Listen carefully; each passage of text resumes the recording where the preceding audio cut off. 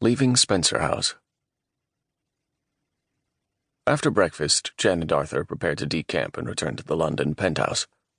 Jen packed a rolly bag with a few things she had at Spencer House, but she was careful to pick up all her stuff, every hairpin, every pair of underwear, every stick of makeup.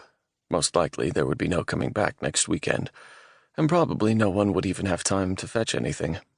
She took a few pictures on her phone of her bedroom in the Great Hall, including a selfie or two. By the time Jen reached the top of the grand staircase that overlooked the entryway, a crowd had gathered near the front doors.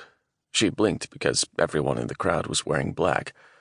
It looked like a funeral down there, amid the bright white marble on the floor and the white flowers in the enormous vases in the entryway.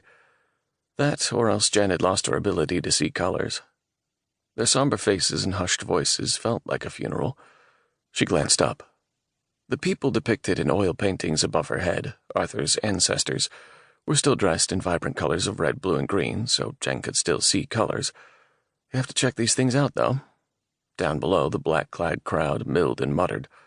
Jen blinked and examined them, separating them out.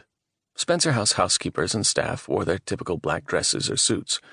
That accounted for well over half the crowd. Big, burly people stood on the perimeter, however, wearing black fatigues. One man so dressed was standing at the bottom of the staircase. He looked up the stairs at Jen, his hand hovering near the holster on his belt. His ice-blue eyes looked her up and down, evaluating, and then he looked away and continued to survey the room for actual threats.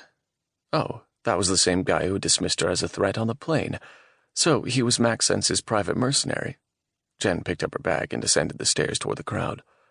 As she reached the bottom, Arthur slid out of the crowd, handed her down, and then stood on the bottom step. He cleared his throat. "May I have your attention, please?"